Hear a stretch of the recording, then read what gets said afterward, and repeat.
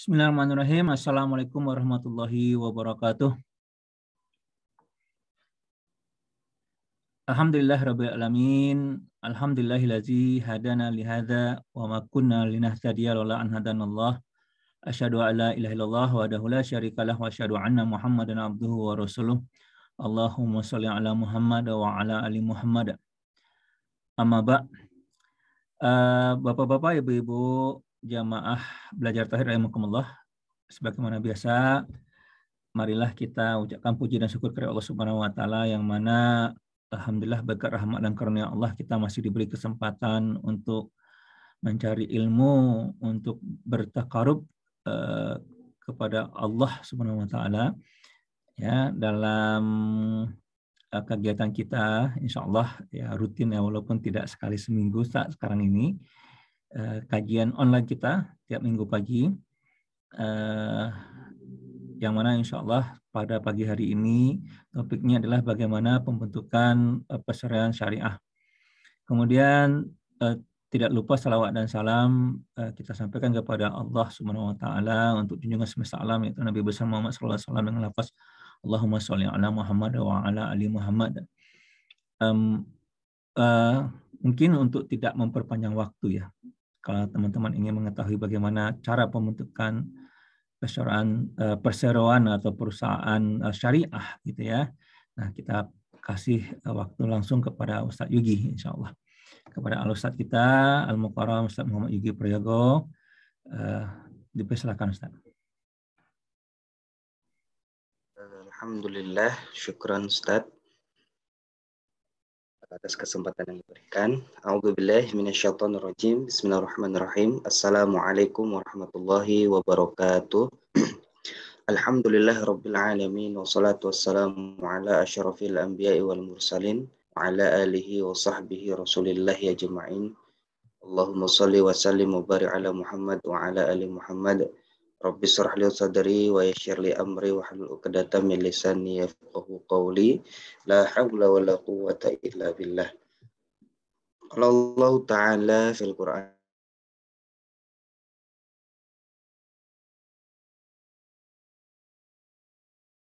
la ta'kulu amwalakum bainakum bil batili illa an takuna tijaratan an taradin minkum wa la taqtulu anfusakum innallaha azim. Sadaqallahu nabiyil karim. La haula wa la quwwata illa billah.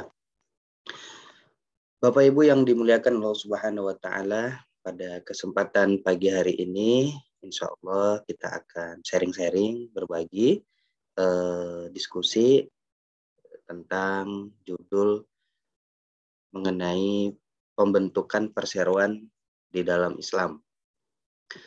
Pertemuan sebelumnya kita sudah membahas tentang fondasi atau hal-hal yang paling fundamental. Kenapa sih kita harus menjadikan aktivitas seluruhnya di dalam kehidupan kita itu bersandarkan kepada Islam, termasuk bisnis, termasuk usaha, termasuk muamalah dan seterusnya. Ya, dan insya Allah pada kesempatan pagi ini kita akan sharing-sharing sedikit melanjutkan pembahasan mengenai bagaimana sih di dalam Islam pembentukan perseroan itu atau kerjasama itu dan seperti apa pembentukan perusahaan di dalam Islam. Insya Allah kita akan coba untuk diskusi dan sharing. Bapak Ibu yang dimuliakan oleh Allah Subhanahu wa taala, channel Fakir bisa share screen ya Ustadz ya. Ini mudah-mudahan bisa kelihatan.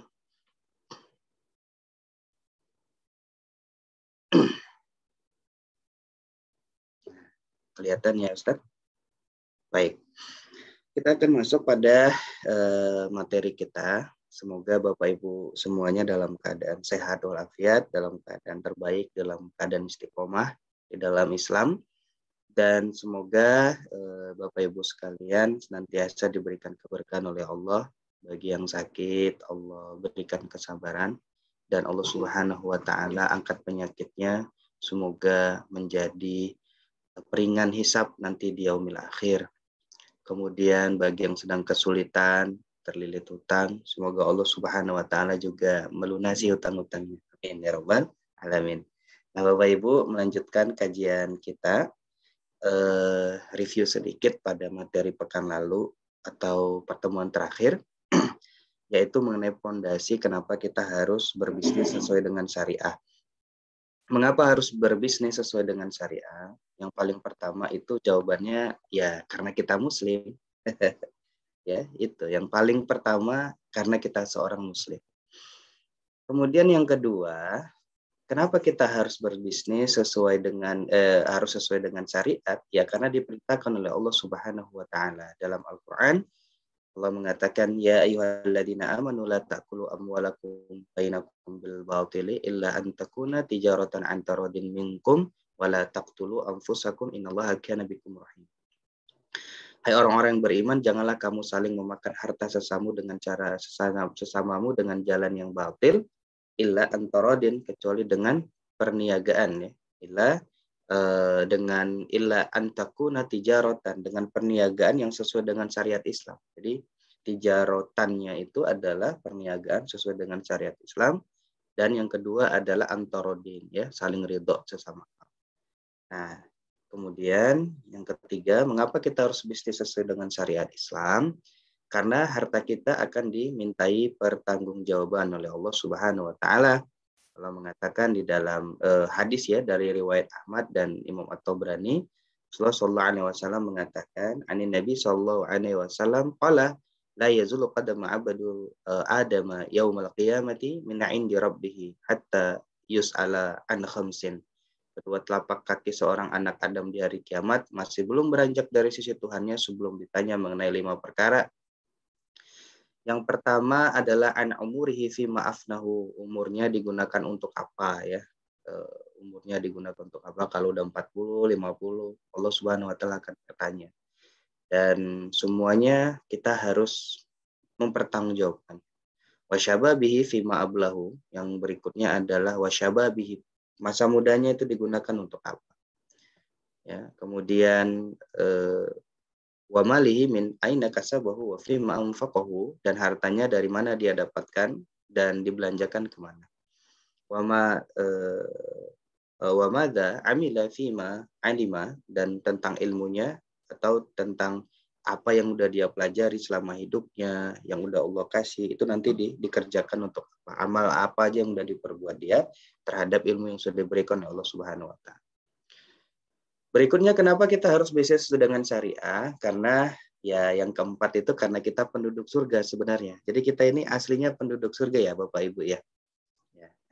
Jadi karena kita penduduk surga, maka ketika kita hidup di dunia, akhirat itulah yang menjadi visi hidup kita. Gitu. Jadi visi hidup kita itu adalah akhirat. Bisnis, sukses bukan tujuan. Sukses keluarga bukan tujuan. Sukses berumah tangga bukan tujuan. Sukses pendidikan bukan tujuan, tapi suksesnya kita sesungguhnya itu adalah ketika kita kembali ke kampung halaman kita, yaitu surga. Oleh karena itu, kehidupan di akhirat itulah yang menjadi visi hidup kita. Alhamdulillah, pada pertemuan terakhir kita sudah membahas, ya, tentang fondasi atau sebab kenapa sih kita harus berbisnis sesuai dengan syariah. Nah, Bapak Ibu yang dirahmati oleh Allah Subhanahu wa taala, sekarang kita akan melihat bagaimana sih sebenarnya Islam memberikan solusi, ya. Islam itu, mesti ingat kemarin Bapak Ibu tagline-nya apa? Apapun masalahnya, Islam solusinya. Nah, begitu, ya. Termasuk membahas tentang bisnis, termasuk membahas tentang perusahaan. Bagaimana sih perusahaan sesuai dengan syariat Islam itu seperti apa? Jadi kalau Bapak Ibu ingin lebih mendalami, nanti silakan ada kitabnya, namanya kitab Nizamul Iqtisadi fil Islam, yang dikarang oleh Al-Alama Al-Qadi Asy-Syaikh Taqiyuddin An-Nabhani rahimahullahu taala. Nah, di dalam Islam, bentuk perusahaan memang sebenarnya ada 2 kemungkinan, ya. Pertama individual, yang kedua syirkah, perusahaan pribadi, dan perusahaan bersama atau syirkah. Nah, jika perusahaannya pribadi, sebenarnya maka tidak perlu pembahasan lebih lanjut, ya. Karena ya Bapak Ibu buka usaha sendiri, orangnya sendiri, ya dikerjai sendiri, buka sendiri, tutup sendiri. Artinya ya ya punya karyawan, punya anak perusahaan, tapi ownernya sendiri. Nah, sebenarnya kan selesai ya, artinya tidak perlu pembahasan lebih lanjut terkait dengan bentuk perusahaannya. Nah, paling nanti yang perlu dilihat itu adalah bentuk permodalannya. Dari mana permodalannya itu didapatkan. Nah, jika ingin membentuk perusahaan bersama, nah ini yang harus memahami hukum-hukum syirka terlebih dahulu. Ya, memahami hukum-hukum syirka terlebih dahulu. Nah, sebenarnya secara bahasa itu, secara filughah, ya, syirka itu adalah mencampurkan dua bagian. Ya. Apa yang dicampurkan? Ya, yang dicampurkan itu adalah nanti di dalam istilah lain, Bapak Ibu berusaha atau ingin berusaha, baik itu Bapak Ibu sebagai sahibul mal, pemilik modal, atau Bapak Ibu juga sebagai mudorib, sebagai pengolah dengan pihak yang kedua. Nah, ini dicampurkan kerjasama, ya, ini namanya mencampurkan, sehingga tidak ada lagi yang bisa dibedakan, gitu ya, antara satu dengan yang lain. Nah, ini namanya yang menjadi wahid, menjadi satu kesatuan anil akhwat. Bapak Ibu dirahmatillah subhanahu wa ta'ala, maka secara syar'i di dalam kitab Al-Jumul Iqtisadi fil Islam juga disebutkan, yang disebut dalam makna syariat itu adalah syirkah anhiya aqdun, ya, salah satu akad di antara di antara dua pihak, ya, fa'aktsara asnaini fa'aktsara yattafiqani fihi ala qiyami bi'amalin maliyin biqasdir ribahi. Jadi syirkah itu kan dia kerjasama tadi Bapak Ibu ya, antara satu pihak dengan pihak yang lainnya, atau suatu akad antara dua pihak atau yang lebih bersepakat nih melakukan suatu usaha atau bisnis, harus ada apa? Harus ada ribahi. Jadi harus ada keuntungannya. Jadi kita bisnis ya cari untung gitu loh. Ya, kita mau syirkah ya tujuannya cari untung gitu. Nah, Bapak Ibu yang dirahmati Allah Subhanahu wa taala, mungkin Al-Fakir akan memberikan gambaran sedikit berkaitan dengan perbedaan antara perseroan konvensional, ya, atau perseroan kapitalis dengan perseroan syariah di dalam Islam. Yang pertama, di antara para pesyirka ini harus ada pihak yang menjalankan usaha atau bisnis secara langsung dengan tujuan untuk mendapatkan tadi ribahi tadi, ya, keuntungan. Perseroan syariah ini tidak boleh hanya kumpulan pemodal saja, kemudian membuat badan hukum perseroan, selanjutnya yang menjalankan bisnis justru adalah pihak lain. Nah, pihak lain itu digaji untuk menjalankan perusahaannya, sebagaimana yang biasa terjadi pada perseroan kapitalis. Misalkan Ana dengan Ustadz Ardi itu, Ustadz yuk kita kerjasama, ya saya ada uang 100 juta, Ustadz ada uang berapa? 100 juta. Ah, ya udah kerjasama. Tapi yang dikerjasamakan itu hanya modal saja, ngumpulin uang. Ah, siapa nih yang ngelola? Oh, yang ngelola itu kita aja bayar orang. Nah, misalkan begitu ya, kita bayar orang, kita gaji dia. Nah, itu adalah perseroan di dalam kapitalis. Nah, jadi pilih pihak lain itu justru digaji untuk menjalankan perusahaannya. Dan ini terjadi pada perseroan kapitalis. Kalau di dalam syirkah Islam, salah satu di antara keduanya itu harus ada yang mengelola secara langsung. Bapak Ibu dirahmati Allah Subhanahu wa taala, yang kedua, semua orang yang telah berakad syirkah ini harus siap melebur menjadi satu. Ya, melebur menjadi satu, baik yang melebur itu adalah manusianya, ya, maupun modal yang disertakannya. Dalam perseroan kapitalisme, peleburan itu hanya dilihat sebatas modal yang disertakan. Hubungan mereka hanya sebatas hubungan bisnis yang bersifat material saja. Siapa saja yang memiliki modal yang besar, maka mereka bisa ditarik untuk masuk dalam perseroannya tanpa mempertimbangkan karakter akhlak, kepribadian, dan sebagainya. Jadi, ya sudah, kamu punya modal, ya udah masuk, punya modal masuk, kamu punya modal masuk, ya. Yang lain-lain tuh nggak ada saling kenal pemodalnya, cuman ngumpulin modal dan seterusnya. Jadi tidak ada hubungan secara karakternya, nggak ada. Jadi hanya kumpulan dari modal-modal saja. Jadi hubungannya itu material, ya. Yang ketiga, jika ada modal dalam bentuk barang, nah ini harus siap dileburkan barang itu. Artinya ini milik bersama. Misalkan tadi Ustadz Ardi Muluk punya mau bisnis ini nih, mau bisnis usaha ayam, goreng misalnya kan. Ustadz Ardi nggak punya modal dari sisi uang misalnya. Ustadz Ardi punya yang namanya penggorengan, kemudian peralatan-peralatan penggorengan dan seluruhnya yang berkaitan dengan usaha itu. Maka itu disirkahkan ya, peralatan-peralatan itu kemudian nanti dinominalkan kira-kira nilainya berapa. Memang harus dinominalkan berupa uang. Nah, ketika udah dikasih untuk sirka bersama, maka tidak ada lagi bahasa Ustadz Yugi, ini kan yang namanya peralatan masak ini punya saya, nggak bisa. Jadi itu punya bersama. Ya, itu yang yang dilakukan dalam persuraan syirka. Jadi ini milik seluruh anggota syirka.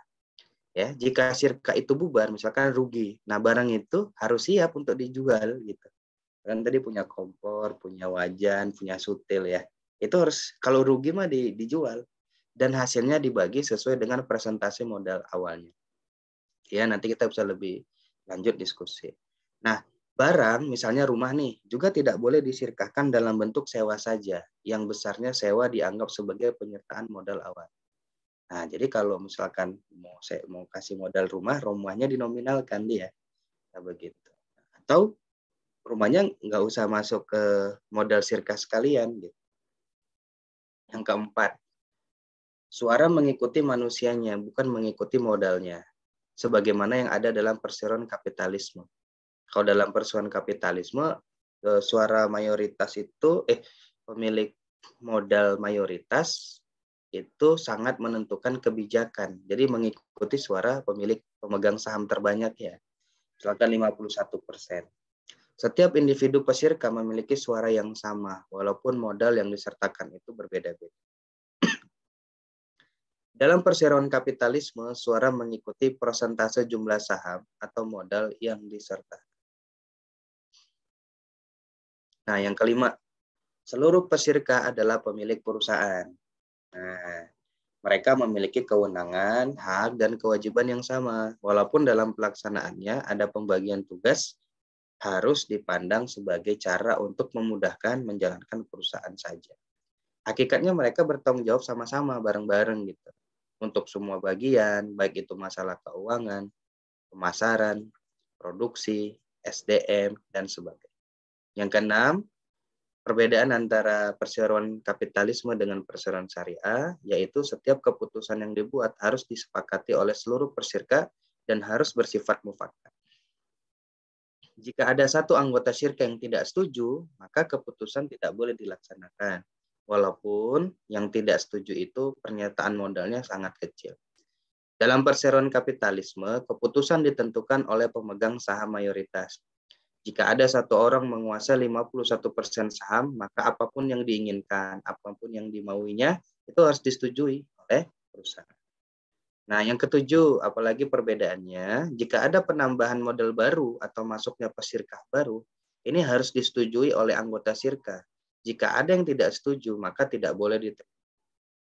Jika seluruhnya setuju, maka akad syirkah yang lama itu harus ditutup atau dibubarkan dulu gitu ya, atau tutup buku. Selanjutnya harus dilakukan akad syirkah baru dengan pembukuan yang baru. Di dalam perseroan kapitalisme untuk menambah modal baru, tinggal menjual saham-saham perusahaan kepada siapa saja dan di mana saja, bahkan ke seluruh penjuru. Nah, ini yang paling berbeda ya juga dengan syirkah di dalam Islam. Jadi kalau perseroan kapitalisme itu ya cetak lembaran saham misalnya kan, ya lembaran saham sekian, ya udah jual aja lembaran-lembarannya, bahkan bisa dijual ke seluruh dunia. Yang kedelapan, jika ada salah satu pesyirka yang tidak setuju dalam sebuah permufakatan dan yang lain setuju, maka perseroan itu harus dibubarkan.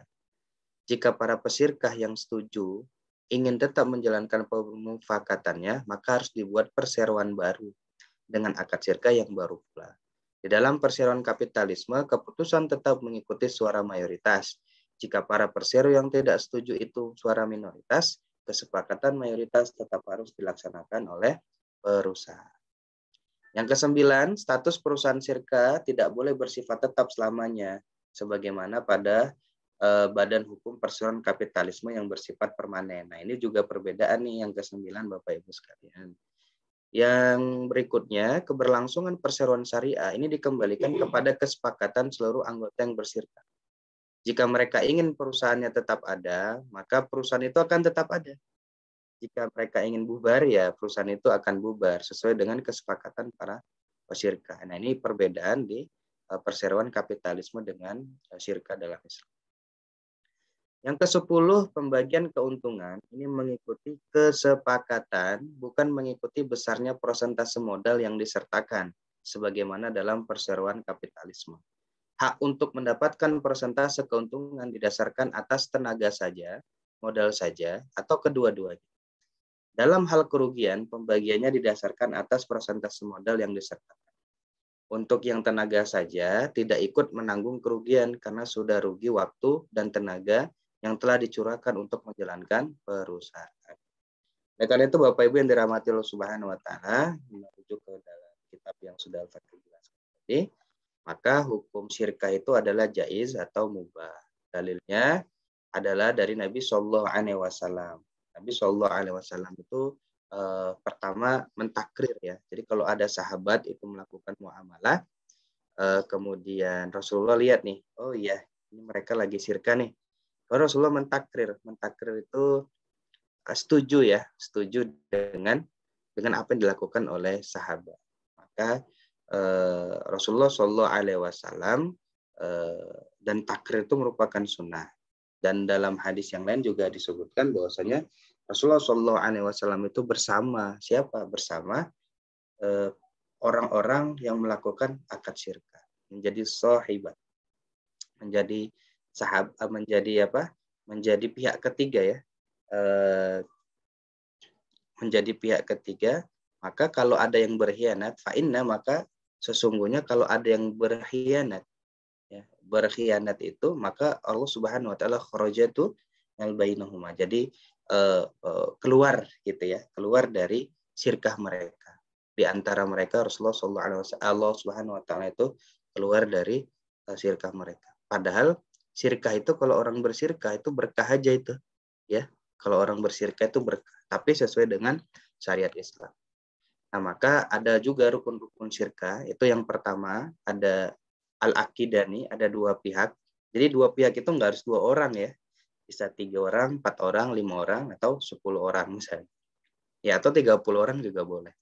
Ya, syaratnya memiliki ahliyah atas soruf, kecakapan melakukan tindakan hukum. Yang kedua ada ma'qud alaih, mencakup pekerjaan amal dan atau modal atau mal. Yang ketiga siwat. Nah, jadi ini rukunnya yang paling penting juga harus dipahami. Sebagaimana sholat juga punya rukun, ternyata akad syirkah itu juga punya rukun. Nah, kemudian syarat sah syirkah itu ada 2. Yang pertama, objek akadnya berupa tasarruf, yaitu perbuatan atau perkataan yang mempunyai akibat hukum. Contohnya menerima barang, perbuatan ya, atau mengadakan akad jual beli perkataan. Ini syaratnya yang kedua adalah objeknya dapat diwakilkan. Qabilun lil al-wakalah, agar keuntungan syirkah menjadi hak bersama di antara para syarik atau perusahaan. Bapak Ibu yang dirahmati Allah Subhanahu wa taala, secara garis besar syirkah itu ada 2 macam. Yang pertama ada namanya syirkah amlak, kepemilikan bersama oleh 2 pihak atau lebih atas suatu barang yang diperoleh melalui salah satu sebab kepemilikan seperti hibah, jual beli, waris, dan lain-lain. Kan nih, Bapak Ibu ada beradik kakak misalkan, berdua atau bertiga atau berempat. Kemudian orang tua meninggal. Ya. Ada warisan di sana. Nah, misalkan rumah. Nah, rumahnya itu sebenarnya kan milik bersama. Namanya syirkah itu. Tapi syirkahnya namanya syirkah amlak. Nah, gitu ya. Yang kedua, syirkah akad. Akad antara 2 pihak atau lebih dalam pekerjaan amal dan atau modal untuk memperoleh keuntungan. Nah, itu. Kita lihat lagi. Nah, secara garis besar dalam kitab Nizamul Iqtisadi fil Islam, Syekh Taqi dan Nabhani rahimahullah ta'ala ini dibagi menjadi 5 macam syirkah. Yang pertama ada inan, yang kedua abdan, yang ketiga mudharabah, yang keempat wujuh, yang kelima syirkah mufawadah. Nah, nanti kita bisa diskusi lebih lanjut ya. Ini secara gambaran besar, tapi Al-Fakir coba ngasih contohnya dulu ya. Apa itu inan, apa itu abdan, apa itu mudhoroba, apa itu wujuh, apa itu mufawadah. Nanti kita bisa diskusi saja Bapak Ibu ya. Nah, syirka inan itu adalah syirka antara dua pihak atau lebih yang masing-masing memberi kontribusi kerja amal dan modal. Modal harus berupa uang nukut untuk barang atau urut, misal rumah, tidak boleh jadikan modal syirkah kecuali jika barang itu dihitung nilainya atau qimah al-urud pada saat. Nah, contoh secara sederhana, misalkan Ibu Eka dengan Ustadz Ardi Muluk itu melakukan kerjasama, ya. Kerjasamanya namanya syirkah. Syirkahnya apa? Syirkahnya syirkainan. Pihak pertama, misalkan Ustadz Ardi Muluk itu melakukan sebagai pengelola sekaligus pemodal. Tadi misalkan jualan ayam misalnya ya, jualan fried chicken misalnya. Nah, pihak kedua, misalkan Ibu Eka Novita itu sebagai pihak kedua, Ibu Eka Novitri ya, sebagai pihak kedua, sebagai pengelola sekaligus pemodal. Jadi kira-kira seperti ini. Nah, Ustadz Ardi sebagai sahibul mal dan mudorib, Ibu Eka Novitri itu sebagai sahibul mal dan mudorib. Artinya masing-masing ngasih uang, misalkan 10 juta, Ibu Eka 10 juta. Bu Eka dan Ustadz Ardi itu sama-sama mengelola usaha itu. Ya, modal ia ngasih, tenaga juga dikasih. Kedua belah pihak itu melakukan kerjasama, melakukan proyek bisnis syariah. Nah, itu namanya syirkah ini. Jadi boleh diskusi saja ya Bapak Ibu.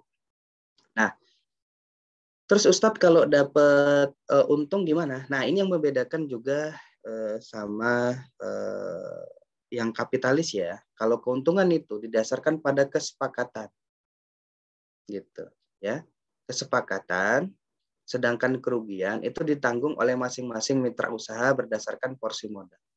Ya, ini ada dalilnya dari Abdul Razak dalam kitab Al-Jami. Ali bin Abi Thalib juga mengatakan bahwasanya apa? Kerugian itu didasarkan pada alal mal waribhi, didasarkan besarnya modal, sedangkan keuntungan waribhi alama istilahu alaih. Jadi istilahu alaih keuntungan didasarkan atas kesepakatan, kalau kerugian didasarkan jumlah modal. Misalkan begini, tadi ini usaha untungnya di dalam sebulan itu untungnya 10 juta misalnya. Nah, kesepakatan di awal berapa persen itu kalau bagi keuntungan itu kesepakatan ya. Misalkan modal Ustadz Ardi 70%, modal Ustadz Ibu Eka itu tadi 30%. Ya. Kemudian ketika menyepakati keuntungan itu nggak harus 70-30. Bisa 50-50, bisa 60-40, nggak harus 70-30. Jadi dia bukan mengikuti jumlah modal ya, bukan mengikuti jumlah modal. Tapi kalau soal keuntungan itu mengikuti kesepakatan bersama. Walaupun modalnya itu berbeda, satu besar satu kecil. Nah, Bapak Ibu yang dirahmati Allah Subhanahu wa taala. Nah, tapi kalau rugi, nah itu kembali ke presentasi modal. Gitu. Jadi kalau misalkan tadi modal Ustadz Ardi 70%, Bu Eka-nya 30%, tapi sepakat kalau kita dapat untung 50%, 50% itu boleh. Nah, tapi kalau rugi, misalkan rugi 10 juta gitu ya, rugi 10 juta sudah keluar biaya operasional segala macam, kok rugi nih 10 juta. Nah, ini dikembalikan kepada presentasi modal. Gitu. Jadi Ustadz Ardi nanggung 70% dari 10 juta, Ibu Eka nanggung 30% dari 10 juta. Nah, kira-kira seperti itu gambarannya. Dan yang namanya syirka itu kalau untung dibagi berdasarkan profit ya, bukan omset dan juga bukan modal gitu. Karena terkadang hari ini gampang ya ngajak kerjasama, ya kamu nyumbang lah sih, nyumbang. Kamu kasihlah modal di sini, saya lagi usaha nih, kasihlah 100 juta. Ya, nanti saya kasih setiap bulan kamu 10% dari modal kamu. Nah, itu sebenarnya riba. Gitu ya. Karena apa? Karena dari modal, bukan dari profit dan bukan dari omset, nggak boleh. Nah, jadi keuntungan itu harus dibagi berdasarkan yang namanya profit. Jadi net profit. Jadi keuntungan bersih. Yang kedua ada namanya syirka abdan. Syirka abdan ini intinya dua-duanya nggak punya modal gitu, nggak punya modal tapi kerjasama, tapi punya kemampuan, misalkan pekerjaan tukang kayu, sopir, pemburu, nelayan dan lain-lain. Itu contoh misalkan secara sederhana, pihak pertama misalkan punya kemampuan marketing, pihak kedua misalkan Ibu Eka nih yang ada di sini ya, bisa ngajar gitu, bisa ngajar les, ya kan. Kemudian temennya itu bisa marketingin. Nah, nggak ada modal uangnya nggak ada. Cuman apa? Temen itu ngajakin yang lain untuk ngajakin siswa ya, nyari-nyari siswa. Kemudian setelah itu ada yang daftar, kemudian bayar per bulan berapa. Nah, sirkanya nggak pakai modal uang. Kemudian sebulan dapat untung. Setelah dapat untung, bagi. Nah, itu namanya sirka abdan. Jadi tidak harus kesamaan keahlian ya, boleh berbeda profesi. Baik Bapak Ibu, di waktu yang singkat ini, secara sederhana, secara singkat kira-kira seperti ini. Masing-masing sebagai mudhorib, masing-masing sebagai pekerja tanpa ada modal ya, keduanya tanpa ada modal. Kalau tadi Inan, dua-duanya pengelola, dua-duanya pemodal. Nah, kalau Abdan, dua-duanya tidak ada modal. Nah, gitu. Kalau bahasa kitanya namanya moderat. Itu Ustaz Ardi namanya moderat. Moderat itu modal, dengkul, dan urat. Wah. Jadi memang nggak ada duitnya, cuman dengkul sama otot aja. Nah, gitu. Nah, yang berikutnya sama ya, pekerjaannya harus halal, kemudian itu berdasarkan kesepakatan. Kalau udah untung, itu kita bisa diskusi saja. Yang ketiga adalah syirka mudharabah. Nah, syirka mudharabah ini secara sederhana itu ada 3 skema ya. Secara singkat ada 3 skema. Skema pertama itu satu pengelola murni, satu pemodal murni, kerjasama. Nah, itu namanya syirka mudharabah tipe yang pertama. Jadi Ustadz Ardi tadi buat usaha ayam, ya. Kemudian Anda punya duit nih 100 juta. Ustadz, ini uang 100 juta, tapi saya nggak pandai apa-apa nih. Saya kasih uang aja lah daripada nganggur. Didepositkan juga ada bunganya kan, setiap bulan juga ada ribanya, didepositkan. Nah, udahlah saya kasih aja ke Ustadz ini modal. Nah, kita kerjasama. Nah, saya pemodal murni ya Ustadz. Ustadz sebagai pengelolanya. Ya, pengelola murni, Ustadz nggak punya modal. Nah, itu namanya mudharabah tipe pertama. Mudharabah tipe kedua, Ustadz Ardi, wah ini Ustadz Yugi ngasih modal, kayaknya saya masih ada tabungan ini. Saya juga nimbrung lah ngasih modal.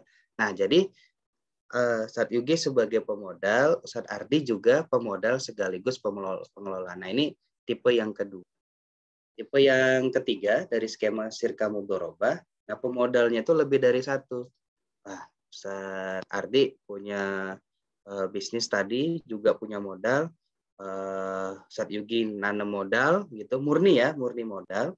Kemudian teman yang lain, Bapak Ibu, boleh juga ngasih modal gitu. Jadi itu namanya syirka mudharabah tipe yang ketiga. Secara sederhana seperti itu. Nanti boleh kita diskusikan. Sama, intinya kalau ada keuntungan, dibagi berdasarkan keuntungan, bukan omset dan bukan modal. Kalau kerugian ditanggung hanya oleh pemodal. Nah, ini bedanya sama syirka Inan ya. Kenapa hanya pemodal? Ya karena yang pengelola itu udah rugi waktu, rugi tenaga dia sebenarnya. Ya, waktu, tenaga, pikiran, begitu. Nah, namun pengelola modal turut menanggung kerugian jika kerugian itu terjadi karena kesengajaan, kelalaian, karena melanggar syarat-syarat yang ditetapkan oleh pemodal. Nah, baik Bapak Ibu yang dirahmati Allah Subhanahu wa taala, yang keempat ada syirka wujuh. Ini sebenarnya mirip-mirip syirka mudharabah ya. Baik syirka mudharabah atau syirka abdan yang tadi sudah dijelaskan. Nah, kira-kira sama seperti ini. Ada pemodal, kemudian ada pengelolanya lebih dari satu ya. Nah, nanti kita bisa diskusi saja. Kemudian syirka wujud model pertama ini adalah syirka antara dua pihak, misalkan A dan B, yang sama-sama memberikan kontribusi kerja amal dengan pihak ketiga, misalkan C, yang memberikan kontribusi modal mal dia A dan B adalah tokoh masyarakat. Syirka semacam ini hakikatnya termasuk dalam syirka mudharabah sehingga berlaku ketentuan-ketentuan syirka mudharabah padanya. Nah, yang kedua ya, ini misalkan Ustadz Ardi, kita bisnis yuk. Bisnis apa? Ya, kita bisnis properti misalnya. Nah, kemudian gini nih, kita nggak ada modal ini. Gimana nih kalau cara bangun rumahnya? Ya udah, kita aja tuh toko bangunan itu. Kita kerjasama atau kita minta dulu nih di awal, kita nggak punya modal. Terus pedagangnya ngasih toko bangunannya. Kenapa dia ngasih? Karena wajahnya Ustadz Ardi gitu. Masuk wajahnya tuh beliau adalah tokoh yang lihai, yang sudah cakap dalam mengurusi properti. Itu maksudnya wujud. Jadi dia ahli di sana. Ya bukan wajahnya terkenal, bukan, tapi dia lebih kepada kemampuan dan keahlian beliau dalam membangun perusahaan dan sudah terkenal, dan pedagang itu memberikan modal. Nah, kira-kira seperti itu. Nah, syirka wujud model kedua ini adalah syirka antara dua pihak atau lebih yang bersyirka dalam barang yang mereka beli secara kredit ya. Kenapa? Karena tadi pedagang tersebut percaya dengan tokoh tadi. Nah, kira-kira seperti itu. Nah, kita bisa diskusi saja. Nah, Bapak Ibu dirahmati Allah Subhanahu wa taala, yang terakhir ini syirka mufawadhah, syirka antara dua pihak atau lebih yang menggabungkan semua jenis syirka di atas syirka inan, abdan, mudharabah dan wujud. Syirka mufawadhah dalam pengertian ini adalah boleh sebab setiap jenis syirka yang sah ketika berdiri sendiri maka sah pula digabungkan dengan syirka lainnya. Wallahu a'lam bishawab. Bapak Ibu, itu sekilas sebagai pengantar diskusi kita pada pagi hari ini, semoga bermanfaat. Allah alam bisawab. Al-Fakir kembalikan ke Ustadz Ardi Muluk. Assalamualaikum warahmatullahi wabarakatuh. Waalaikumsalam warahmatullahi wabarakatuh. Masya Allah. Luar biasa nih Bapak Ibu rahimakumullah ya dari Ustadz kita. Ya beliau ini kuliah ya khusus untuk ini, mengambil ilmu ini gitu. Alhamdulillah kita mendapatkan ilmunya secara gratis dari beliau. Maka oleh karena itu jangan biarkan nih kesempatan pagi ini nih untuk tidak bertanya ya atau acuh saja gitu. Nah, daripada nanti sama seperti yang lain ya. Karena tidak tahu bagaimana menanam modal secara syirka kan, ikut binomo kan gitu kan, ikut kripto gitu ya, ikut saham dan segala macamnya gitu kan.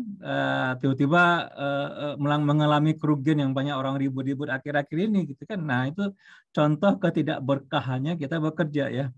Jadi saya tadi ada membaca sebuah hadis Bapak Ibu rahimakumullah ya, sambil menunggu pertanyaan nih ya. Rasulullah tuh bersabda kayak gini ya.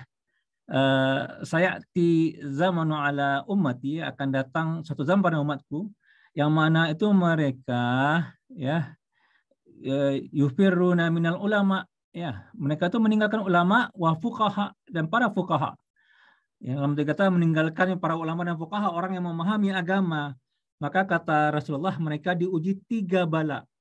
Ya. Yang pertama itu bahwasanya Allah angkat berkah dari hasil kerja mereka. Ya. Jadi walaupun banyak uang segala macam, berusaha sana sini, tapi berkahnya dihilangkan oleh Allah Subhanahu Wa Taala. Yang kedua, Allah jadikan penguasa zalim menguasai mereka. Nah, mungkin ini bisa kita rasakan pada saat sekarang ini. Ya. Nah, yang ketiga nih, yang paling berat banget gitu ya. Mereka meninggalkan dunia ini tanpa iman. La haula wala quwwata illa billah ya. Nauzubillah min zalik ya. Meninggal tanpa iman gitu. Kenapa? Ya, yang kita kejar itu emang semua manusia itu fitrahnya ingin kebaikan gitu ya. Tapi tidak dengan syariat. Nah, itu ya. Dia hilang berkahnya, meninggal tanpa iman. Nah, kalau silakan ya Bapak Ibu tanya ya, sambil ini ya, di chat juga boleh ya. Nah, sambil saya ini memberikan pengantar. Penguasa zalim juga kan, udah uang masyarakat misalkan dulu di dana umroh itu ya, umroh apa itu ya, dikumpulkan, dia ambil sama penguasa zalim. Nah, itu contohnya. Ya, uangnya nggak dikembalikan kepada orang-orang yang menjadi korban gitu. Sama saat sekarang ini, semua yang ikut trading binomo, mereka anggap trading ya. Lalu ada robot gitu ya, kalau saya lihat kan. Ya kripto mungkin ini enggak ya. Nah, itu diambil oleh pemerintah penguasa zalim ya. Jadi sementara itu uangnya uang masyarakat ya. Itulah kejinya sistem sekarang. Oke, alhamdulillah. Kita ada pertanyaan. Pertama dari Ibu Hasna terlebih dahulu ya, karena Bu Tring ngetik lagi ya. Assalamualaikum. Alhamdulillah ilmu baru ini Ustaz. Mau menanyakan tentang franchise masuk sirkah mana? Bila buat bisnis suami istri, tak apa termasuk sirkah. Jazakallahu khair. Silakan Ustaz Igi.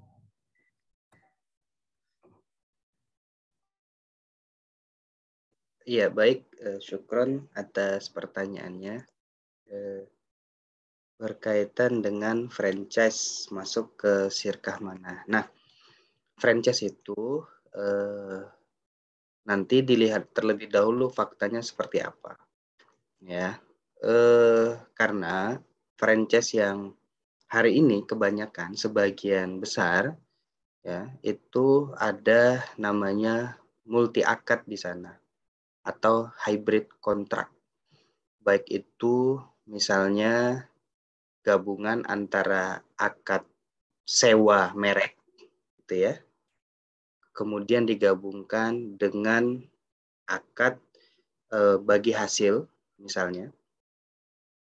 Dan terkadang bagi hasilnya itu juga bukan didasarkan pada profit, tapi pada omset.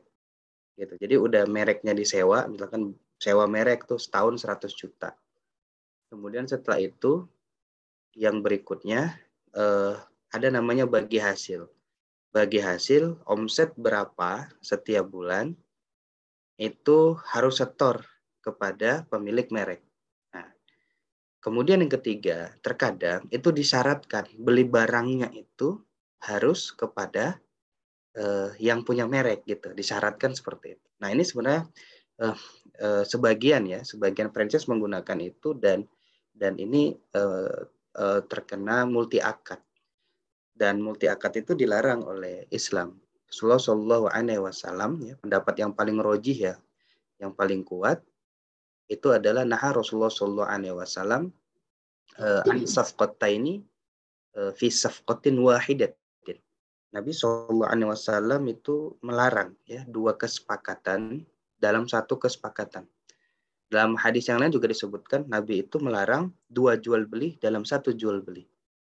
Dalam hadis yang lain juga disebutkan la yahillu, tidak halal gitu. Dalam bahasa Rasulullah itu tidak halal. Tidak halal kan berarti apa? Haram. Dua akad dalam satu akad. Nah, itu yang kebanyakan praktek terjadi. Nah, solusinya apa? Solusinya diganti. Diganti apa? Kalau tidak sewa merek saja, ya, atau yang kedua sirkah saja. Nah, begitu. Nah, maka kalau sewa merek saja, maka tidak boleh disyaratkan wajib membeli barang kepada kepada yang punya merek gitu, tidak boleh. Nah, kalau dia membeli merek ya atau dia menyewa merek, maka seluruh kalau bahasanya itu apa ya? Seluruh jeruannya, kira-kira gitu. Jeruannya isi-isinya itu dikasih ke yang nyewa gitu. Misalkan tekniknya, bumbu rahasianya, ya itu diberikan semuanya. Dan berikutnya tidak diperbolehkan untuk mensyaratkan wajib beli. Nah, dia harus memiliki hak khiyar, pilihan. Apakah yang franchisee ini, gitu ya bahasanya.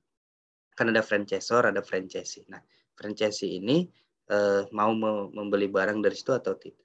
Nah, makanya sebenarnya pemilik merek itu punya bargaining position atau punya nilai jual lebih sebenarnya, gitu ya.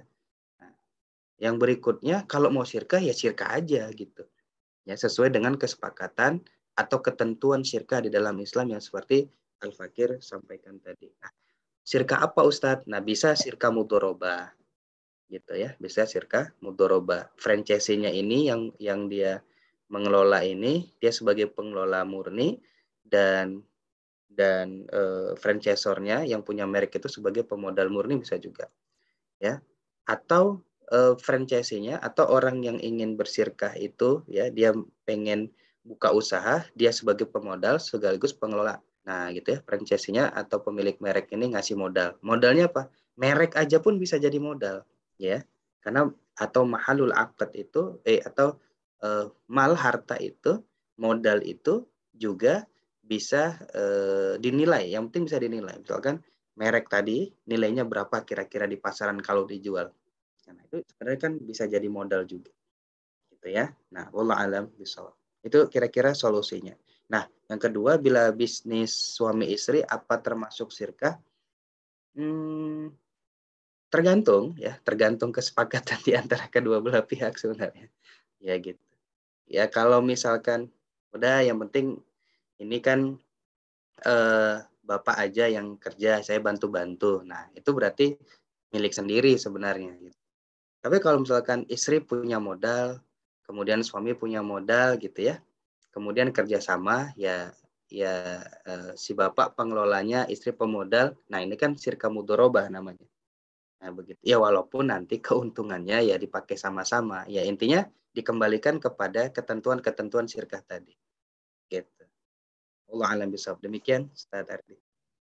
Baik, insya Allah mudah-mudahan Bu Hasna bisa memahami ya. Sebelum lanjut pertanyaan berikutnya, ada tanggapan atau ada pertanyaan sambungan ya, bukan pertanyaan baru ya, dengan apa yang ditanyakan tadi dan dari jawaban Ustadz Yugi.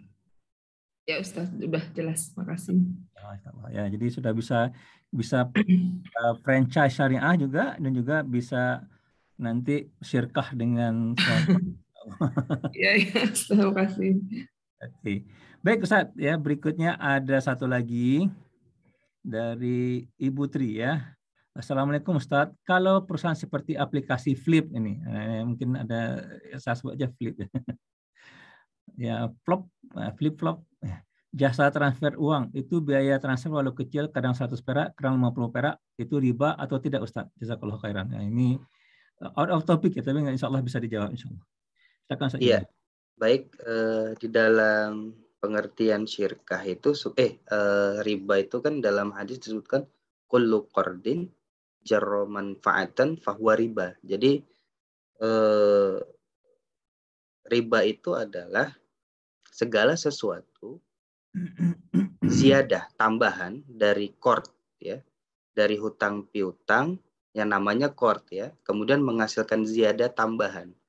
Itu disebut sebagai riba. Nah, tambahannya itu bisa barang, bisa jasa, bisa uang gitu ya. Nah, itu tambahan jasa, barang atau uang itu adalah riba. Ingat, tapi syaratnya dari qard ya. Ya, qard, bukan dain. Karena dain belum tentu qard, tapi qard sudah pasti dain. Gitu. Karena dain itu bisa disebabkan 3 hal. Yang pertama, karena muawadhah, yang kedua karena itlaf, yang ketiga qard. Nah, itu utang, dain. Jadi yang karena muawadhah itu utang terjadi karena jual beli. Nah, sedangkan itlaf, hutang karena merusak barang orang lain. Nah, yang ketiga namanya qard, yaitu atau bahasa kitanya gampangnya pinjaman. Nah, riba itu terjadi dari sini, ya, dari qardnya itu tadi, ya, dari pinjaman itu. Nah, kembali ke pertanyaan tadi, apakah kemudian ketika kita menggunakan jasa pihak ketiga untuk mengirimkan uang kita kepada pihak kedua atau orang lain, apakah ketika kita memberikan jasa itu adalah riba, maka dilihat apakah itu qard atau tidak. Nah, begitu. Ternyata setelah diamati, kita melakukan akad ijaroh namanya. Kita menyewa jasa dia untuk mengirimkan ini uang, tapi memang via virtual kan. Kemudian kita memberikan memberikan fee-nya, memberikan jasanya. Gitu. Nah, ini hukumnya apa? Hukumnya jaiz atau mubah atau boleh. Ya, jadi tidak termasuk riba. Walaupun 10.000, 100.000, karena kita melakukan akad ijaroh, bukan akad qard. Wallahu a'lam bishawab. Demikian Ustaz secara singkat. Alhamdulillah ya, syukran Ustaz Yugi. Sebelum masuk kepada kita ambil yang resen dulu ya. Sudah ini Bu Tri ada tanggapan?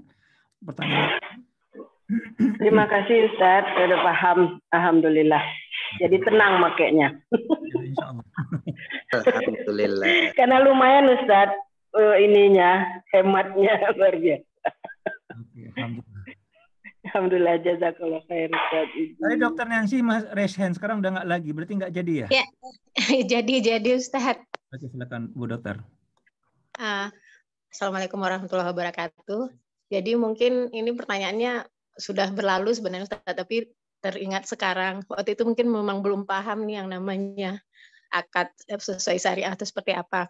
Jadi dulu pernah di sekitar tahun 2011-an kenal lah dengan sesama orang tua murid waktu anak masih TK. Dia menawarkan, Bu Dokter, ada uang mungkin sekitar 20 juta. Saya ada keperluan beli barang, jadi pesanan orang gitu. Nanti sesudah barang ini dikirim dan dibayar, nanti dokter akan saya kasih keuntungan 20%. Nah, kira-kira itu seperti apa itu, Ustaz? Itu transaksi pertama, kebetulan lancar, jadi saya dapat keuntungan, kemudian lanjut transaksi kedua, nah di kedua itu bermasalah. Mungkin memang saya sudah curiga ini kayaknya tidak sesuai syariat itu. Jadi yang kedua itu tertipu lah ceritanya, Ustaz. Mohon tanggapan Ustaz. Silakan Ustaz Yogi. Ya, baik. Terima kasih Ibu. Pertama, di dalam Islam memang kita harus betul-betul memahami prinsip-prinsip syirkah. Satu, secara singkat, prinsip syirkah itu pertama, pembagian hasil itu berdasarkan net profit, gitu. Ya, bukan didasarkan pada modal. Tadi misalkan Ibu ngasih uang 20 juta. Nah, presentasi keuntungan itu bukan dari modal Ibu. Nah, begitu. Yang kedua, persentase keuntungan bagi hasil itu bukan dari omset, revenue. Ah, bukan. Tapi hanya satu, yaitu net profit. Net profit itu maksudnya apa? Net profit itu kan modal, ya, ditambah biaya operasional. Nah, semuanya itu ya dikeluarin dulu. Nah, dikurangin kan. Nah, sisanya baru kan keuntungan. Nah, berarti kalau Ibu mau dapat untung bagi hasil, yaitu hasilnya. Misalkan, oh untungnya Ustadz cuma 10 juta. Nah, berarti 20% dari 10 juta. Nah, berarti berapa itu? 2 juta. Nah, gitu. Itu yang syar'i begitu. Jadi didasarkan pada net profit, bukan modal, bukan revenue. Bukan. Tapi net profit. Oke, itu yang pertama. Yang kedua, kalau berdasarkan modal bagaimana? Ya itu tadi, sama dengan riba sebenarnya. Gitu. Karena kan hakikatnya minjemin itu. Minjemin 20 juta, nah nanti saya kembalikan plus 20%-nya. Kan hakikatnya begitu itu. Kullu qardin jaru manfaatan fahuwa riba. Nah, itu adalah riba, ada tambahan ketika terjadi hutang piutang. Mungkin bahasanya kerjasama, tapi faktanya itu pinjaman. Nah, ini harus di-clearkan. Wallahu a'lam bishawab. Kira-kira begitu. Nah, ini Dokter Nancy ada pertanyaan lagi, silakan. Jadi kalau seperti itu, sekiranya nanti suatu saat ada lagi yang mengajak seperti itu, seandainya saya maksudnya mau mengikuti cara yang syariah, anjuran Ustadz bagaimana? Intinya tidak boleh disebutkan ya keuntungan di awal ya, harus selesai dulu ini ya proses yang bermuamalahnya sudah selesai, barulah bicara tentang keuntungan. Mungkin seperti itu kali ya Ustadz. Baik. Atau bagaimana nanti solusinya seandainya ada yang menawarkan, kira-kira kan rata-rata karena kami bukan orang yang istilahnya bukan wira swasta atau apa, jadi kan kami selalu ditawari itu tanamkan modal, kan selalu begitu. Nah, solusinya gimana untuk yang lebih baik ke depan seandainya kami ingin bermuamalah dengan hanya modal tadi, Ustaz? Baik, Masya Allah. Pertama begini, Ibu harus tahu kompetensi dari itu yang mengelola usaha. Kompetensinya, kemampuannya, begitu ya. Termasuk pemahaman beliau terhadap syirkah. Gitu. Tanya, kamu mau saya tanam modal nih? Ya, oke. Namanya apa nih? Syirkah, oke. Kita mau syirkah apa? Tanya dulu. sirka. Ibu kan udah belajar nih, mau sirka inan, sirka abdan, sirka mau mundoroba, sirka wujud, sirka muafadah. Nah, kalau beliau nggak paham, nah baiknya tahan dulu. Ya, tahan dulu. Kenapa? Kan yang kita harapkan berkah ini gitu ya. Nah, kalau apa nih nama sirkanya? Wah, aduh saya belum belajar kalau yang itu. Nah, tahan dulu gitu ya. Nah, yang kedua, kalau memang pengen juga mau nggak nanam modal, itu juga harus tahu siapa saja yang pemodal selain saya. Nah, gitu. Karena nggak boleh dia punya usaha, kemudian pemodalnya itu siapapun diajakin gitu. Antara pemodal juga nggak saling kenal misalnya. Atau nggak tahu ya seberapa sehatnya ini perusahaan, dan kemudian apa sirka yang ditawarkan. Itu yang kedua. Ya, yang ketiga, kalau memang juga ingin bersirka, maka ibu harus melihat ya laporan keuangannya itu seperti apa.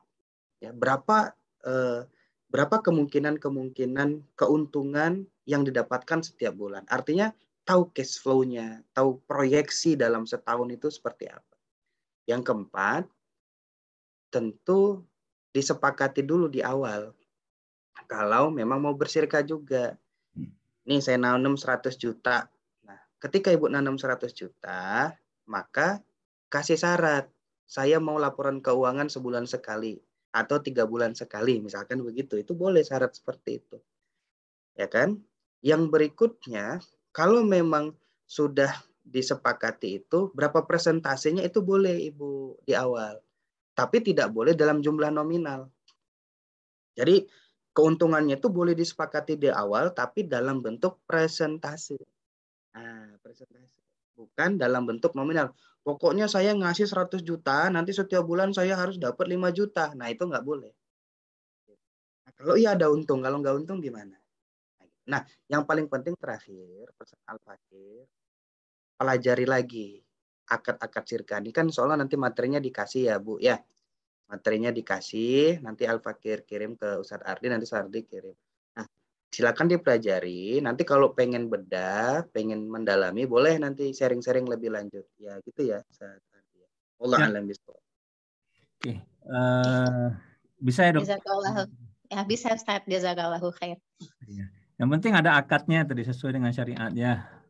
Nah, ini yang gaya-gaya seperti itu juga ini yang kita lihat kemarin itu di Binomo yang ribut-ribut itu ya, yang dia bilang trading ya, silakan investasi gitu ya. Awal-awal dikasih untung, lalu berikutnya ketika benar-benar sudah mendaftar, tambah modal ya, lalu rugi-rugi aja gitu ya. Sampai teriak-teriak semuanya gitu. Oke, ini berikutnya ke yang pertanyaan chat. Jadi saya yang ini masalah siapa yang lebih dulu aja nih ya, Pak Anggun ya. Jadi bukan. Nah, ini Bu Lismarni Umar tadi sudah duluan ya sebelum Pak Anggun raise hand ya. Tadi juga Bu Dr. Nancy lebih duluan raise hand baru keluar tulisan pertanyaan dari Ibu Lismarni Umar. Yang pertanyaannya, Assalamualaikum warahmatullahi wabarakatuh Ustaz. Gimana dengan bisnis ANI atau HPAI yang katanya bisnis multi marketing syariah Ustaz? Ada dewan syariahnya juga di sana. Jazakallahu khairan Ustaz. Iya, baik. Sebelum menghukumi sesuatu, maka yang paling penting itu adalah fahmul waqi' dulu.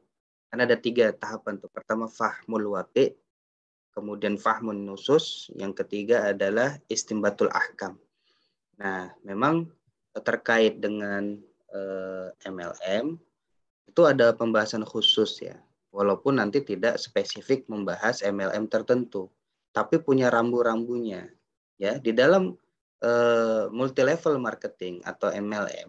Ya, ini sebagian besar ya, sebagian besar.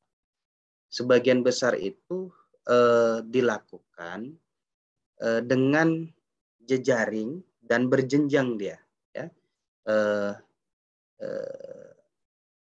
melakukan apa istilahnya itu rekrut marketing berikutnya. Biasanya begitu. Yang perlu Al-Fakir sampaikan, selama produk MLM itu halal, maka jual belinya juga halal. Misalkan Ibu, ini ada produk MLM ini, ya kan? Belinya itu halal, ya, beli produknya itu. Dah Ibu dapetin. Kemudian setelah itu, konsumsi kan, karena memang halal. Boleh. Kemudian ibu beli, masih ada sisa nih. Nah, ibu jual. Menjual produknya itu juga boleh.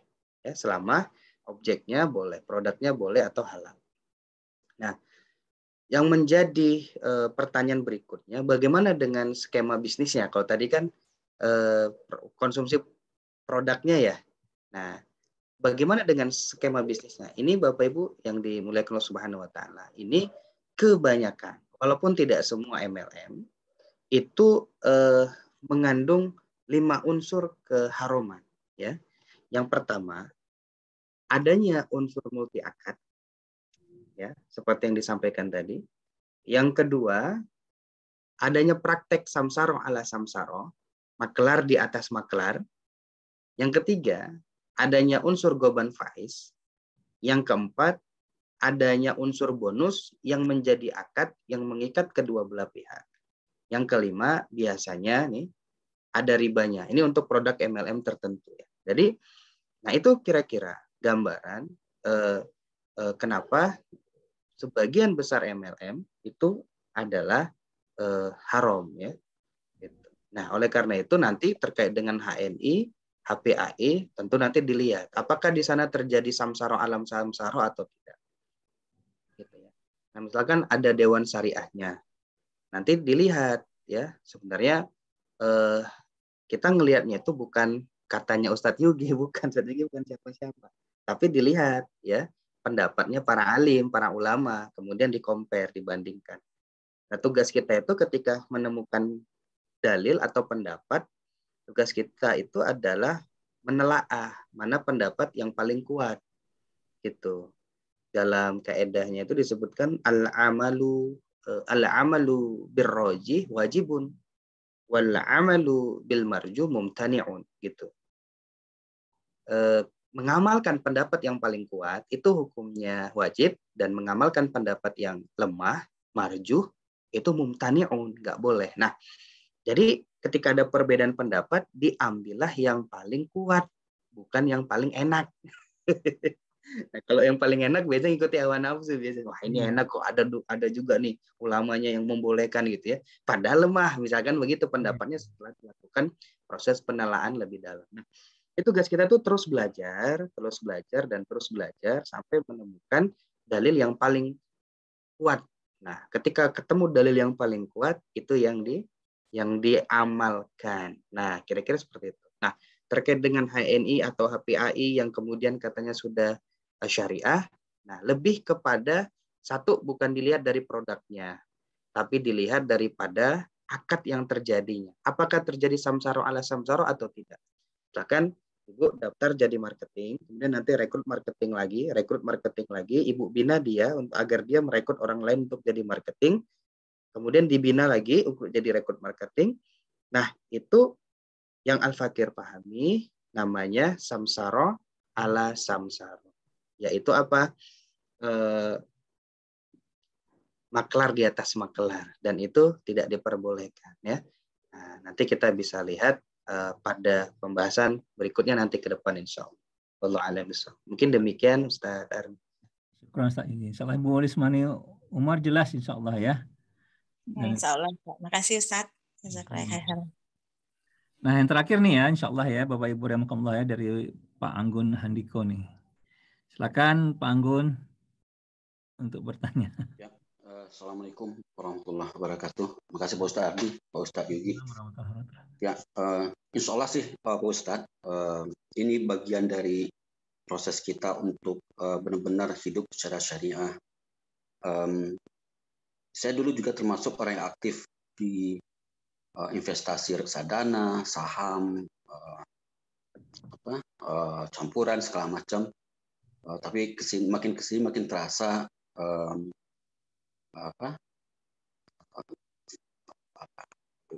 judinya terasa ya. Jadi kita tidak punya kontrol atas kinerja saham yang kita miliki atau reksadana, tiba-tiba nanti dapat untung, tiba-tiba rugi.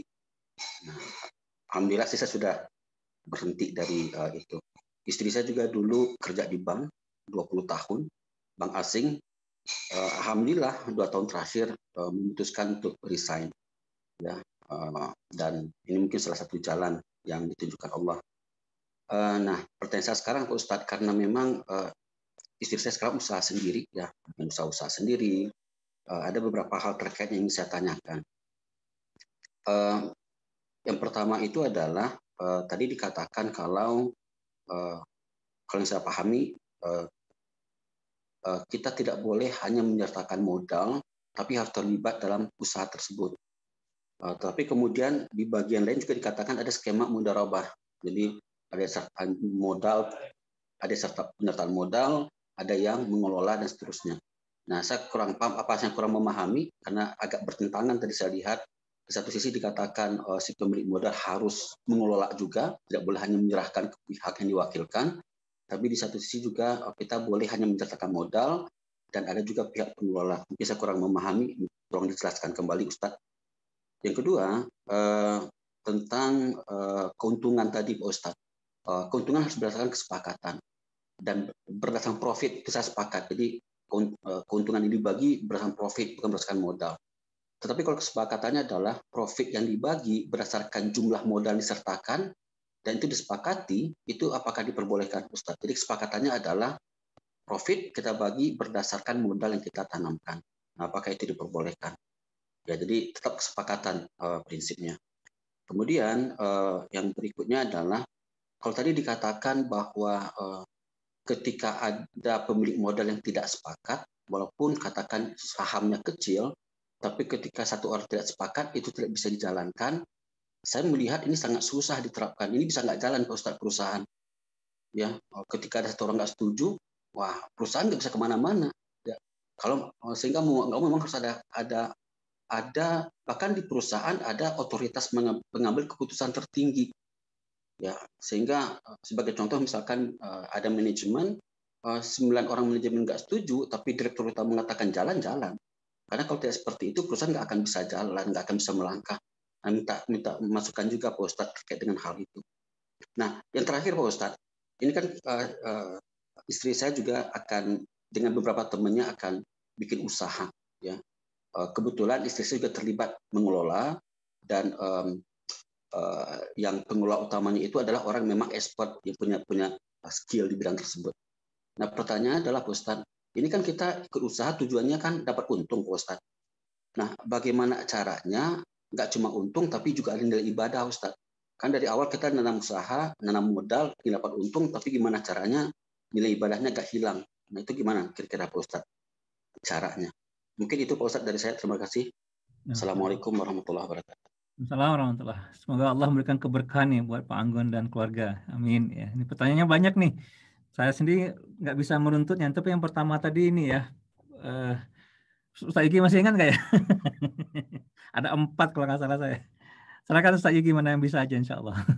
Ya baik, Bismillahirrahmanirrahim. Yang pertama berkaitan dengan tadi ya, kalau tadi pertama Ana apresiasi dulu ketika memang memutuskan untuk resign dari lembaga ribawi.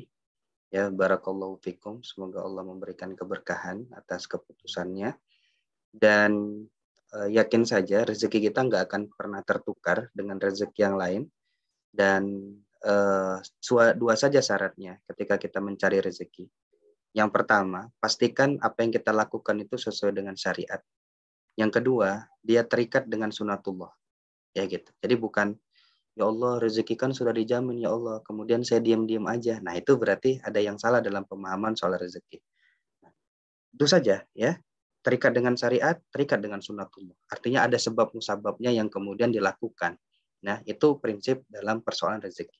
Itu yang pertama, Anda mengapresiasi ya buat keluarga Pak Anggun.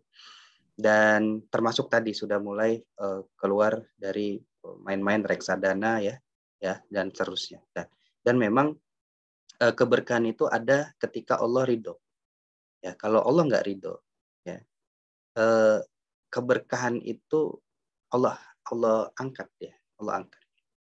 Nah, mudah-mudahan kita berdoa kepada Allah agar Pak Anggun dan keluarga serta Bapak Ibu semua yang ada di sini istiqomah. Gitu. Karena yang berat itu adalah istiqomah. Ya. Ketika hijrah bisa berat, tapi yang jauh lebih berat adalah istiqomah. karena mempertahankannya itu sampai meninggal dunia. Ya, insya Allah kita semua istiqomah. Amin ya rabbal alamin. Nah, Bapak Ibu yang dirahmati Allah Subhanahu wa taala. Nah, berkaitan dengan apakah kemudian tadi ada pertentangan dalam materi Al-Fakir ya, semacam kontradiksi antara tadi pihak itu harus mengelola. Nah, prinsipnya kalau dua pihak sama-sama nyertain modal aja nggak boleh, gitu ya, nggak boleh. Dia harus salah satu di antaranya pengelola. Jadi nggak harus dua-duanya pengelola atau semuanya jadi pengelola, nggak juga, gitu. Nah, yang membedakan antara sistem perusahaan kapitalisme dengan perusahaan Islam, ya, yang paling mendasar salah satu di antaranya adalah apa? Kalau perseroan syariah, ya, orang di antara kedua belah pihak itu harus ada yang mengelola, ya, harus ada yang mengelola, ya. Misalkan dua pihak ini, satu pemodal, satu pemodal. Di dalam Islam ini salah satunya ini harus ada pengelola. Nah begitu. Dia nggak boleh ini modal kemudian nunjuk orang lain untuk mengelola usahanya. Nah, itu nggak boleh. Ya harus di antara orang-orang yang bersyirkah ini. Itu yang pertama. Ini yang membedakan antara perseroan kapitalis dengan perseroan di dalam Islam. Nah, yang berikutnya ini yang bersyirkah ini nggak boleh digaji. Nah, itu prinsip dasar tuh. Orang yang bersyirkah itu tidak boleh digaji. Ya, nggak boleh digaji. Keduanya atau kedua pihak hanya mendapatkan yang namanya profit sharing. Gitu. Nah, terkait nanti dia punya perusahaan, kemudian punya pegawai. Nah, pegawai ini digaji nggak apa-apa. Ya, pegawai ini digaji, kalau ada pegawainya 100 ya 100 digaji. Tapi prinsipnya apa? Dua pihak inilah yang ownernya. Nah gitu, owner bisnisnya. Ya, sehingga mereka berdua itu hanya mendapatkan keuntungan, ya, mendapatkan keuntungan dari hasil usahanya, itu dia. Oke, nah sehingga insya Allah tidak ada yang kontradiktif. Kalau misalkan salah satunya harus mengelola, ya tinggal dipilih mau sirka abda, sirka mudoroba atau sirka inan, kan begitu. Tapi kalau misalkan satu pemodal murni, satu pengelola, itu kan namanya sirka mudoroba. Nah, itu yang harus dipahami. Nah, berikutnya mengenai misalkan tadi saran Ana gitu ya, kalau misalkan memang mau memulai bisnis sirka, ya istri misalkan mau buka usaha, mau bersirka. Nah, dalemin dulu nih konsep-konsep sirka sebelum mulai. Ya, sebelum mulai itu didalami, dipelajari secara lebih mendalam. Tadi 5 sirka itu juga harus hafal itu. Inan, abdan, mudorobah, wujuh, mufawadomah, mau pilih yang mana. Nah, itu ya. Nah, berikutnya terkait dengan pengambilan keputusan. Ya, pengambilan keputusan. Kalau di dalam sirkah kapitalisme, itu kan ada namanya pemilik saham 50%, dia punya menguasai apapun. Artinya kalau dia setuju jalan, kalau nggak setuju nggak jalan. Nah, kira-kira begitu. Di dalam Islam tidak boleh. Ya, keputusan itu harus disepakati seluruh persirka. Misalkan ada 2 orang, ada 3 orang, atau ada 10 orang, itu harus sepakat bersama. Berkaitan dengan nanti, misalkan begini nih, ada divisi marketing, ada divisi keuangan, ya kan? Ini 2 orang nih misalkan, 2 orang bersirkah. Divisi solahiyah atau punya wewenang. Nah, wewenangnya itu sejak awal sudah disepakati oleh owner ini berdua. Kamu divisi marketing, apapun yang berkaitan dengan divisi marketing, nah jalan aja lah, nggak nunggu harus setuju dari saya. Dalam artian apa? Sejak awal solahiyahnya dikasih pun secara umum. Yang kecil-kecilnya itu ya sudah kebijakan dari divisi marketing. Kalau dia bersirka berdua kan, dia ngambil marketing ini, mengelola marketingnya kan. Ya sudah yang kecil-kecil, misalkan pengelolaan konten di website, pengelolaan konten di Instagram, ya penjualan apa segala macam. Nah ini yang kecil-kecil ini sudah diambil keputusan saja gitu oleh divisi yang ini, oleh owner yang satu ini. Tidak harus yang detail-detail itu banyak lagi, yang enggak juga. Secara umum saja diberikan. Nah, kemudian Al-Fakir ingin memberikan nasihat. Nah, sirkah ini bukan sesuatu yang dibilang sulit, enggak juga. Dibilang mudah, enggak juga. Ya, sulit-sulit mudah lah gitu ya. Karena banyak dinamikanya gitu ya. Dan yang paling penting apa? Sebelum kita bersirkah, itu harus tahu orangnya siapa. Ya, kita tahu karakternya, kita tahu kemampuannya. Jadi nggak hanya asal sirkah, dan kita betul-betul memilih orang yang tepat. Gitu. Karena kalau udah bersirkah, udah keputusan itu keputusan bersama. Nah begitu. Jadi begitu Pak Anggun. Jadi tidak harus semua yang kecil-kecil itu harus disepakati nunggu dulu rapat bersama. Enggak. Karena ada sholahiyah umum, kewenangan umum. Yang kemudian boleh nanti masing-masing owner punya kebijakan sendiri di divisinya masing-masing. Tapi secara umum itu adalah kesepakatan bersama. Nah, yang terakhir berkaitan dengan pembagian keuntungan. Apakah keuntungan itu didasarkan pada modal? Jawabannya tetap berada pada kesepakatan bersama. Apakah nanti acuannya adalah modal yang disertakan atau job desk yang dikerjakan? Nah, itu boleh. Tapi yang paling dasar adalah kesepakatannya. Oh, ya udah. Kami modalnya 50-50 nih. Berarti 50-50. Ya sudah, yang penting sepakat gitu. Oh, nggak bisa lah. Ini kerjaan saya banyak ini nanti divisi ini begini. Oke, buat bobotnya. Biasa begitu ya. Kalau Al-Fakir bisa buat bobotnya, bobot kerjanya. Gitu. Bobot kerja. Oh, ini kerjanya nih berat ini. Nggak mau lah 50-50, 160-60. Nggak jadi masalah.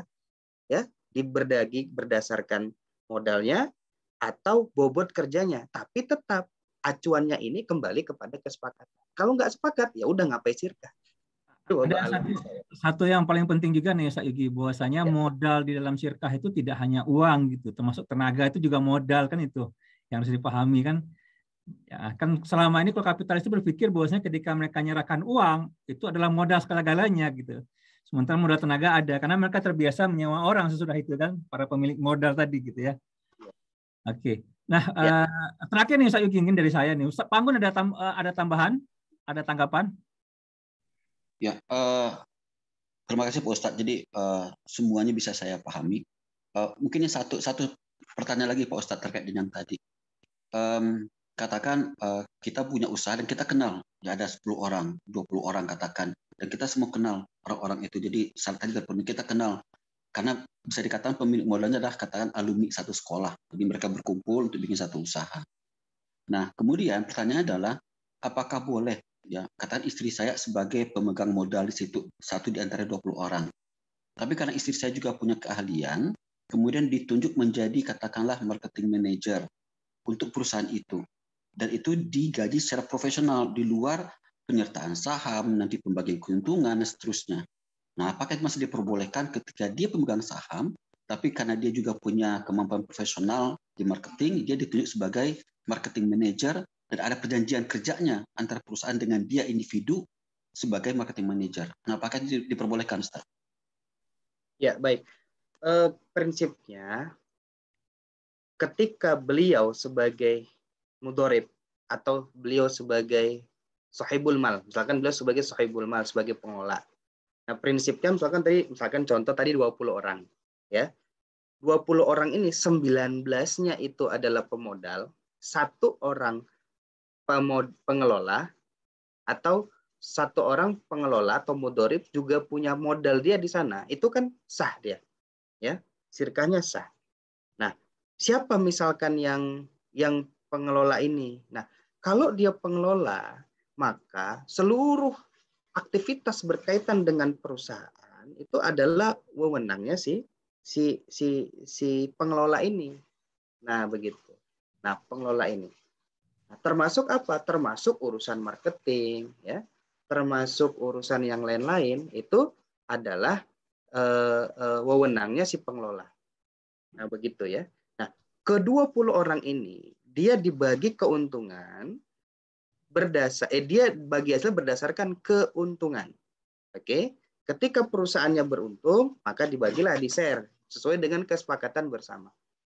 Nah, ternyata si pengelola ini kan perusahaannya makin besar, nggak mungkin sendiri dia, misalkan begitu.